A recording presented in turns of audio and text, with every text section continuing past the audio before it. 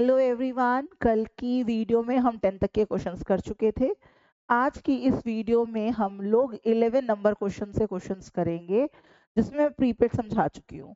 Prepaid rent है तो वो क्या होगा? करंट असेट्स होगा।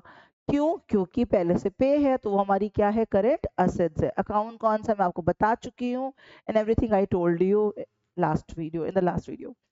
Bills received discounted but not due till the date of the financial statement. Not due, due ही नहीं है तो ये कहाँ चला जाता है? फुटनोट में चला जाएगा, कहीं पर भी नहीं जाएगा। कहाँ चला जाएगा? फुटनोट में चला जाएगा। नेक्स्ट क्वेश्चन क्या है? Two primary qualitative characteristics of the financial statement. Qualitative, quality क्या होनी चाहिए? तो यहाँ पे एक वर्ड लिखा है प्राइमरी। एक्चुअली देखा जाए तो अंडरस्टैंडेबिलिटी तो है, रिलायबिलिटी भी है, रेलेवेंस भी है, रेलेवेंस एंड अंडरस्टैंडेबिलिटी भी है। तो ज्यादा अप्रोप्रिएट कह रहा है तो ये और ये नहीं, या ये और ये दोनों है, लेकिन ज्यादा अप्रोप्रिएसी कौन है? रेलेवेंस होना चाहिए और रिलायबल होना चाहिए, राइट। नेक्स्ट क्वेश्चन देख लेते हैं। कह रहे हैं कि if the closing stock appears in the trial balance, कहाँ पे अपीयर हो रहा है? ट्रायल बैलेंस में। आई टोल्ड यू कि जब ट्रायल बैलेंस में हम होते हैं तो हमें एक जगह जाना है, एडजस्टमेंट में होते हैं तो दो जगह जाना है।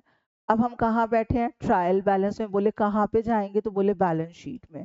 बोले बैलेंस शीट में कहाँ? बोले असेट साइड में। कहाँ? असेट साइड में। क्यों? क्योंकि ट्रायल बैलेंस में है तो कहाँ जाएंगे? असेट साइड में, बैलेंस शीट में। बोले अगर एडजस्टमेंट में होते? बोले दो जगह। बोले कहाँ? एक तो हमें कहाँ जाना है? ट्रेडिंग अकाउंट के क्रेडिट में। कहाँ जाना है? ट्रेडिंग अकाउंट के क्रेडिट में। और बैलेंस शीट में कहाँ जाना है? बोले असेट्स में। ठीक है। नेक्स्ट क्या है? Sales of scrap of raw material, वो कहाँ जाएगा? रॉ मटेरियल की बात हो रही, that will be in manufacturing account. Next, bonus given to employ, profit and loss appropriation. ये आउट ऑफ प्रॉफिट तो है नहीं, ये तो जस्ट प्रॉफिट होगा तो देंगे, चार्ज अगेंस्ट प्रॉफिट नहीं है। तो जब प्रॉफिट होगा देंगे, कहाँ जाएगा? P and L appropriation account. Provisions क्या होते हैं? एक होते हैं प्रोविजंस, एक होते हैं रिजर्व्स। तो जो ये प्रोविजंस होते हैं वो कहते हैं एक ऐसी गुल्लक है जिसमें एक पर्पस लिखा हुआ है, किस पर्पस से ये बनाई है। ये हमारे चार्ज अगेंस्ट प्रॉफिट होते हैं। चार्ज अगेंस्ट प्रॉफिट का मतलब है प्रॉफिट हो रहा है, प्रॉफिट नहीं हो रहा है, भाई प्रावधान बनाना जरूरी है। बोले इसकी एंट्री कहाँ होती है? बोले पी एंड एल अकाउंट में होती है। ठीक है। कहते हैं इसमें क्या प्रॉफिट कम हो जाता है? हाँ जी, डिविजिबल प्रॉफिट इससे कम हो जाता है। What is the meaning of the provision? Provision is just a piggy bank that you are creating to strengthen your business. अपने बिजनेस को स्ट्रेंथ देने के लिए आपने पैसे अलग किए हुए हैं।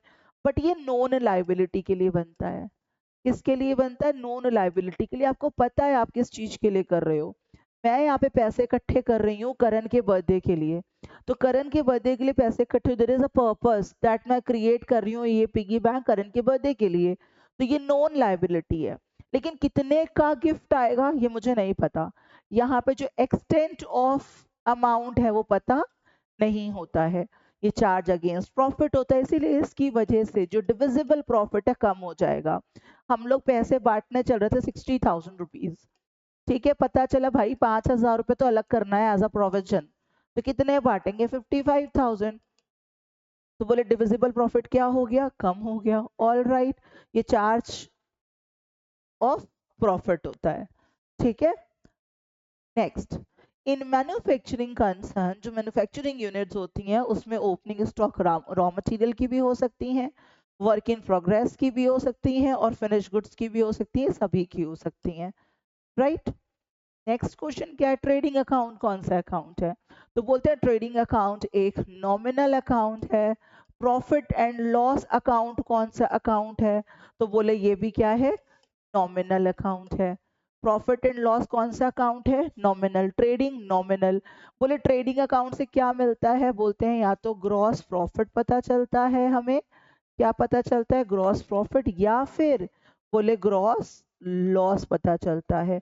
या तो ग्रॉस प्रॉफिट या फिर ग्रॉस लॉस। बोले पी एंड एल अकाउंट क्या बताता है, बोलता है इधर द नेट प्रॉफिट और द नेट लॉस बताता है।